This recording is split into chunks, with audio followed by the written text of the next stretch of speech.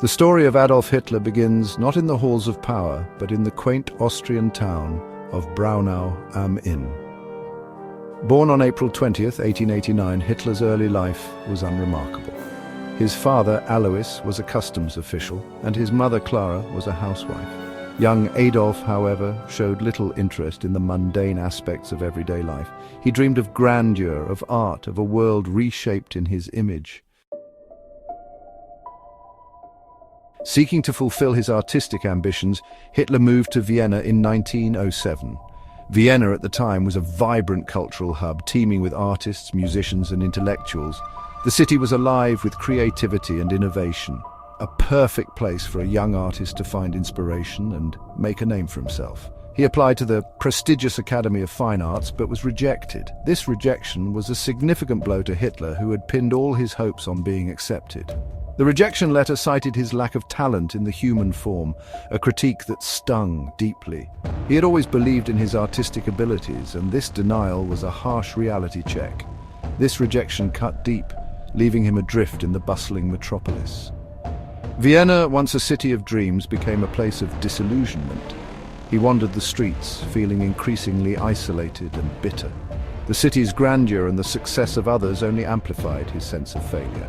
He scraped by, selling postcards and sketches, nursing a growing resentment towards the world that refused to recognize his self-proclaimed genius.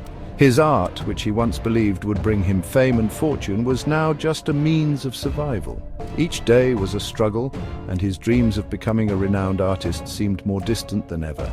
In 1913, he moved to Munich, Germany, escaping the memories of Vienna and seeking a fresh start. Munich, with its own vibrant art scene, offered a new beginning.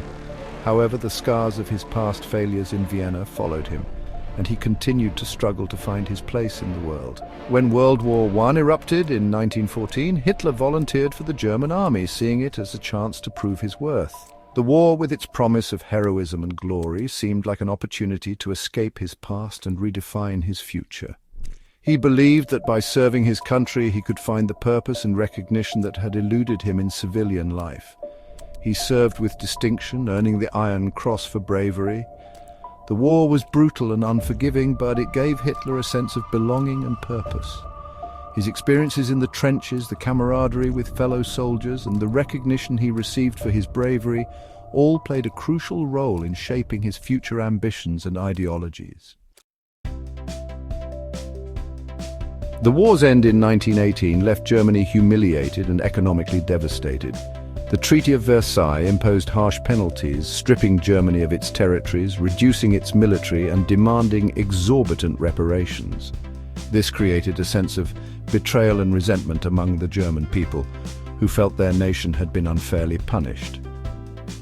Among those deeply affected by the defeat was Adolf Hitler, a former soldier who found himself disillusioned and angry. Seeking a purpose, he became involved in right-wing politics, joining the German Workers' Party, or DAP, in 1919.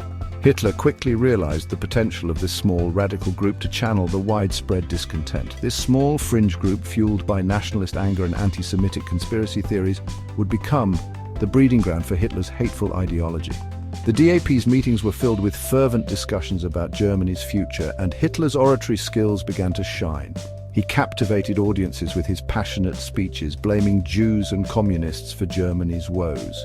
He quickly rose through the ranks, his fiery rhetoric and charisma captivating audiences. Hitler's ability to articulate the frustrations and fears of the German people made him a powerful figure within the party. His speeches were not just about politics, they were emotional appeals that promised a return to national greatness. In 1920, the party changed its name to the National Socialist German Workers' Party, or Nazi Party for short. This rebranding was part of a broader strategy to attract a wider base of support. The new name emphasized both nationalism and socialism, appealing to various segments of the population. Hitler's message resonated with a nation reeling from defeat and economic hardship. The economic instability of the Weimar Republic, marked by hyperinflation and unemployment, made the German populace desperate for change. Hitler promised to restore Germany's former glory, providing a scapegoat for their suffering and a vision of a strong, unified nation. The 1923 Beer Hall Putsch, a failed attempt to seize power in Bavaria landed Hitler in prison.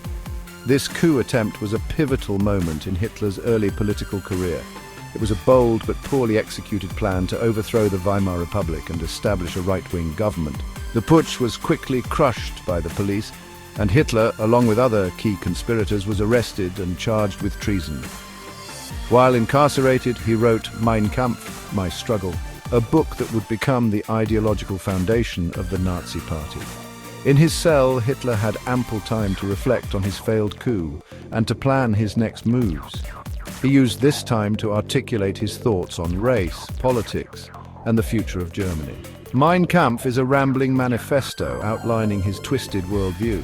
It is filled with anti-Semitic rhetoric, calls for German expansion, and the idea of Aryan supremacy. Despite its incoherent structure, the book resonated with many Germans who were disillusioned with the current state of their country. Released from prison in 1924, Hitler was more determined than ever to achieve his goals. He realized that he needed to take a more strategic approach to gain power, rather than relying on brute force. Hitler rebuilt the Nazi Party, focusing on expanding its membership and increasing its influence. He worked tirelessly to reorganize the party, creating a highly disciplined and centralized structure. He also began to use propaganda more effectively to spread his message and attract followers. Exploiting the economic chaos of the Great Depression to gain support, Hitler promised to restore Germany to its former glory. The economic turmoil of the late 1920s and early 1930s created widespread desperation and anger among the German population. Hitler capitalized on this by presenting himself as the savior who could bring stability and prosperity. By 1932, the Nazis were the largest party in the Reichstag, Germany's parliament. This was a significant achievement as it gave Hitler and his party a platform to influence national policy. In January 1933, President Paul von Hindenburg, pressured by conservative elites who underestimated Hitler's ruthlessness, appointed him Chancellor of Germany. These elites believed they could control Hitler and use him to their advantage, but they were gravely mistaken. Appointed him Chancellor of Germany. This appointment marked the beginning of a dark chapter in world history. Hitler wasted no time in consolidating his power and dismantling the democratic institutions of the Weimar Republic. Hitler had achieved what had seemed unthinkable just a few years earlier. His rise to power was a testament to his cunning, determination, and the volatile political climate of the time. The world would soon witness the devastating consequences of his leadership. Section 5. Terror and Tyranny, the Nazi Regime. Once in power, Hitler moved swiftly to consolidate his grip. The Reichstag fire in February 1933, likely orchestrated by the Nazis themselves, provided a pretext for suppressing political opponents and curtailing civil liberties. The Enabling Act, passed by a cowed Reichstag, granted Hitler dictatorial powers. The Nazi regime systematically dismantled democracy, establishing a totalitarian state built on fear, propaganda, and the ruthless suppression of dissent. Section 6. A continent engulfed in flames. The Second World War. On September 1st, 1939, Hitler unleashed the horrors of World War II by invading Poland. Driven by a toxic blend of nationalism, expansionism, and a desire for living space for the German people, Hitler's armies swept across Europe, conquering nation after nation. The world watched in horror as the continent descended into chaos. France, Belgium, the Netherlands, Denmark, Norway all fell victim to the Nazi blitzkrieg. While Hitler's armies waged war abroad, within the Third Reich, a genocide of unimaginable scale was being perpetrated. Driven by a fanatical hatred of Jews, whom he blamed for Germany's ills, Hitler implemented the final solution, a systematic plan to exterminate European Jewry. 6 million Jews were murdered in ghettos, concentration camps, and death camps like Auschwitz-Birkenau. This genocide, known as the Holocaust, remains one of the darkest chapters in human history.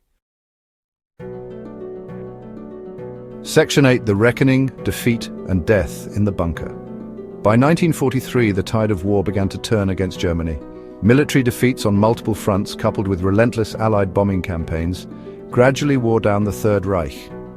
As Soviet forces closed in on Berlin in April 1945, Hitler retreated to his underground bunker, a symbol of his crumbling regime. On April 30th, 1945, with defeat inevitable, Hitler committed suicide. Section 9. The Legacy of Evil. Hitler's Shadow. The world emerged from the ashes of World War II forever scarred by the horrors inflicted by Adolf Hitler and his Nazi regime. The Holocaust in particular served as a stark reminder of the dangers of unchecked hatred and intolerance. Hitler's legacy continues to be debated and analysed by historians, scholars and ordinary people alike. His rise and fall serve as a cautionary tale about the fragility of democracy and the devastating consequences of unchecked power.